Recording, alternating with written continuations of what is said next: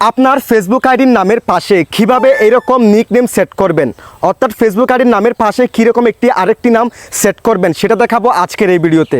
So সেজন্য ভিডিওটি কোনো রকম স্কিপ না করে সম্পূর্ণ কন্টিনিউ করবেন। তো চলুন কথা না বাড়িয়ে ভিডিওটা শুরু করা যাক। নিয়মিত এরকম ইম্পর্টেন্ট ভিডিও পাওয়ার জন্য আমাকে ফলো করে রাখতে পারেন, যা আপনার অনেক কাজে দিবে। এই কাজটি করার জন্য ফার্স্ট অফ অল আপনি আপনার ফেসবুকের অফিসিয়াল অ্যাপসটাকে ওপেন করবেন। দেন এখান থেকে থ্রি লাইন মেনু এই অপশনে ক্লিক করে দিবেন। এরপর এখান থেকে আপনার প্রোফাইল অপশনে ক্লিক করে দিবেন। এখান থেকে অ্যাবাউটে ক্লিক করে দিবেন। দেন একটা স্ক্রল করবেন। স্ক্রল করার পর এই যে দেখেন সি ইউর অ্যাবাউট ইনফো এই অপশনে ক্লিক করে দিবেন। এরপর একটা স্ক্রল করবেন।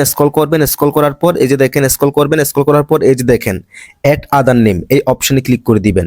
দেন এখান থেকে নিক নেমের এই জায়গায় ক্লিক করে আপনি ক্যাটাগরি সিলেক্টেড করে নিতে পারবেন।